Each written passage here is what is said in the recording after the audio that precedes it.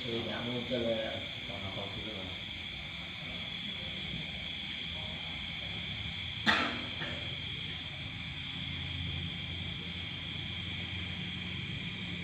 Cintai wahai Muhammad Rasulullah, walakin Allah yahdi ma yasha, akan tetapi Allah memberikan petunjuk kepada orang yang dikehendaki, bahwa a'lamu bil muhtadin, dan Allah lebih mengetahui siapa yang bakal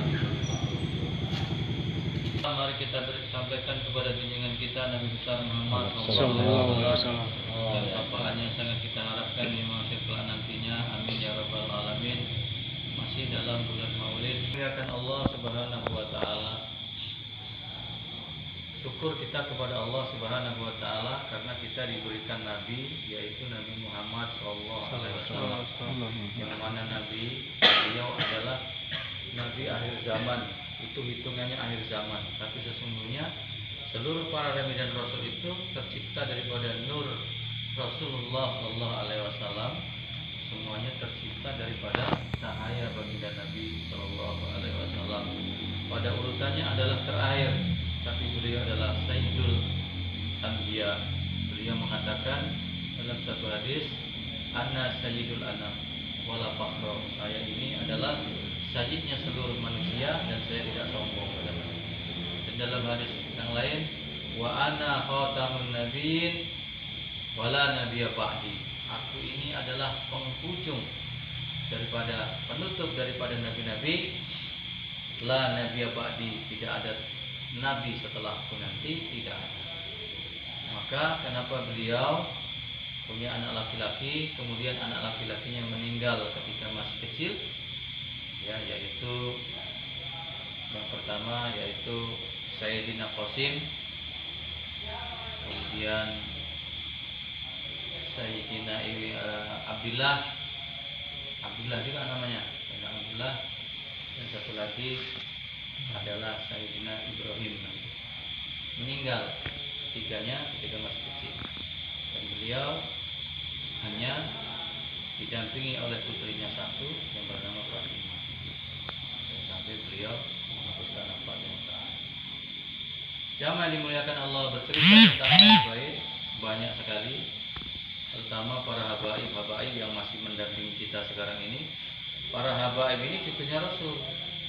Jangan sepele sama habaib. Maka kata Nabi, cintailah anak keturunanku, ya, maka Allah akan mencintai kita. Para habaib ini luar biasa.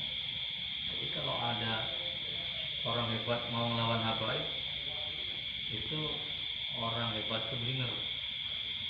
Kenapa? Habaib ini darahnya mengalir. Darahnya baginda Nabi mengalir dari Siti Fatimah. Maka semuanya itu keturunan dari Sayyidina Ali. Jadi habaib itu adalah keturunan daripada Hasan dan Husain dan terus. Maka ada marganya masing-masing, ada Al-Qos, ada Syihab, macam-macam. Ada Alwi. Jadi marganya lain-lain, tergantung anak siapa ini. Dari keturunan Hasan, Sayyidina Hasan atau Sayyidina Husain. Maka para habaib ini kakeknya Rasulullah. Kakek dia itu Rasulullah. Maka cara mengamalkan agama, cara keyakinan, cara berbicara dan sebagainya, ruhnya adalah ruh baginda Nabi Sallallahu Alaihi Wasallam. Mana bisa diimbangi habaib? Bahkan kita tidak boleh, ya, kita menghormati habaib. Jadi kalau Kang Parmin nggak bisa jadi habaib, nggak bisa, dipaksa pun nggak bisa. Kenapa? Karena Kang Parmin masih mau makan harta zakat. Habaib nggak boleh, langsung terkena sawit kesupak. Mereka tidak boleh makan harta zakat. Nah, kalau membuktikan habaib sama enggak, bilang aja, Habib, ini ada zakat dari kami. Nggak mau dia. Ini sedekah dari kami, mau. Habib, zakat ini dari kami, enggak. Nah, kalian aja lah, saya enggak. Itu aja nambahin Habib. Kalau ngaku Habib dikasih zakat mau juga, ini Habib ada zakat 1 miliar. Alhamdulillah, masukkan kantong. Bukan Habib. Habib itu pasti nggak makan zakat, karena dia sudah disumpah akan kena penyakit kulit yang putih, terakhirnya kayak ujungnya kayak orang barat, putih semua melutuk. Wah, kalau orang hitam syukur ya kena penyakit supa. Tapi kalau orang putih, wah gawat, melutuk gitu. Oleh karena itu pada malam hari ini kembali kita hadir di majelis ini yaitu membahas tentang masalah salawat. Qala ba'du sahabati Rasulillah sallallahu alaihi wasallam, salatullahi asyron liman shalla alaihi marratan wahidatan, hal zalika liman kana hadirul qalbi qala la bal huwa likulli musallin alaiya ghafilun wa yatihu Allahu amsa wa yutihu amsalal jabali wal malaikati tad'una lahu wa tastaghfiruna lahu wa idza kana hadirul qalbi waktu sholati alaihi fala yu'lamu qadru zalika illallah ta'ala. Berkata sebahagian sahabat baginda Nabi, bertanya kepada Nabi, ya Rasulullah, semana sholawat itu? Kalau sholawat 10 kali, siapa yang sholat kepadamu itu, yang bersolawat sekali akan dibalas 10 kali. Apakah yang dibalas 10 kali itu Rasul bagi orang-orang yang hadir hatinya? Salawat hadir hatinya khusyuk, begitu. Bersabda bagi Nabi, qala la, tidak, bukan yang hatinya hadir salawat. Yang dibalas 10 itu bukan yang hadir. Wa huwa likulli musallin alayya ghafilun. Itu 10 bagi tiap-tiap orang yang salawat kepadaku itu yang lalai. Dibalas 10 itu yang lalai. Terawih di belakang 10 itu 10 kawan. Allahumma sholli ala Muhammad, Allahumma sholli ala alaihi 10 itu. Allahumma sholli ala Muhammad, ala sayyidina Muhammad. Kami ngantuk wirid 10. Wa yu'tihu Allahu amsalal jibali, dan Allah akan memberikan kepadanya itu semisal gunung, dan malaikat mendoakan dia, wa tastaghfirullahu, dan mendoakan baginya. Wa amma idza kana al-hadirul qalbi, baginya itu yang lalai.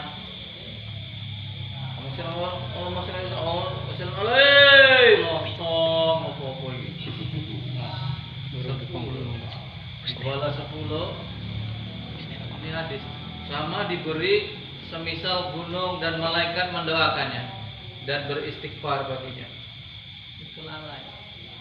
Jadi bagaimana kalau yang tidak lalai ya Rasul? Wa amma idza kana hadirul qalbi waqti sholati alaihi fala yulamu qadra zalika illallah ta'ala. Adapun apabila hadir hatinya ketika waktu bersolawat kepada Nabi, fala yu'lamu qadru, tidak diketahui berapa ukuran sedemikian pahalanya kecuali Allah. Allahumma sholli. Hadir memang hatinya. Nanti dalam hadis di bawah ini dibacakan, belum dibacakan, ini dibacakan bahwa orang yang bersolawat 1000 kali setiap hari, ya, lam tubasir, lam tamut hatta tubasir lahul jannah, tidak akan mati sebelum ia menyaksikan tempatnya di dalam surga. Dan konon katanya tidak akan mati orang yang rajin bersalawat dan banyak bersalawat. Banyak itu ribuan, bukan 10, bukan 100, ribuan. Kalau cuma 10 hancur lama. Dan ada yang mengatakan siapa yang bersalawat banyak-banyak tidak akan meninggal dia sebelum memandang wajah Rasulullah sallallahu alaihi wasallam. Banyak itu ribuan, banyak bukan ratusan, ribuan. Karena ulama-ulama kita, para wali-wali Allah itu mereka bersalawat ribuan. Ada yang 14.000, ada yang 21.000 satu hari semalam. Banyak. Kita 10 kali minta berjumpa dengan Rasul. Jangan dulu memelet. Pikirnya udah hebat kita beramal, belum, nggak ada apa-apanya. Masih atas langit, masih ada langit. Jadi orang yang hadir hatinya kemudian bersalawat kepada Nabi, bahkan Nabi tidak tahu, fala yu'lamu qadru zalikal illallah ta'ala, tidak diketahui kadar pahalanya, ukuran pahalanya kecuali Allah yang Maha Tinggi. Maka sholawat itu adalah ibadah yang paling enak, tidak perlu syarat, tidak perlu bersuci, cuman jaga jangan sholawat di tempat-tempat yang tentunya adalah hina dan tidak boleh bersolawat. Ya, lagi berjunub boleh sholawat, ya, lagi kotor kita boleh bersolawat, di sawah boleh bersolawat, di mana saja boleh bersolawat, di tempat-tempat kita kerja boleh bersolawat. Kenapa? Lalai saja pahalanya semisal gunung, dan malaikat mendoakan dan memohonkan ampun ya kepada orang yang bersolawat main-main. Jadi kalau ada anak-anak solawat main-main jangan dimarahin, cuman lama-lama diajarin biar betul, biar khusyuk. Allahumma sholli ala sayyidina Allahumma sholli wa sallim alaihi. Karena nomor 10 tadi. Lalu lipatan lagi, duduklah dia ngadep kiblat, duduk, bacalah dia salawat mulai letak, leduk, nah tasbihnya muter. Panjang malam nggak tidur baca salawat. Rupanya apa? Rupanya ada masalah. Waktu nggak ada masalah tidur.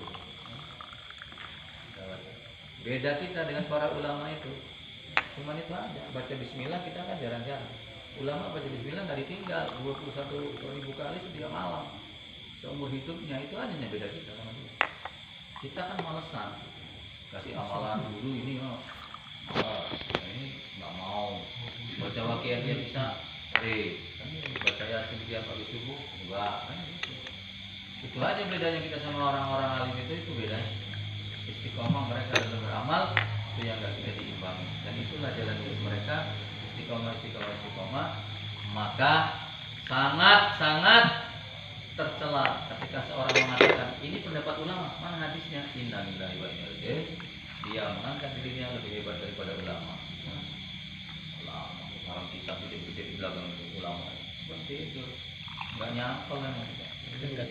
Banyak malam seumur hidupnya sampai mati di agama. Ini kan pendapat ulama, mana hadisnya? Saya perlu hadisnya.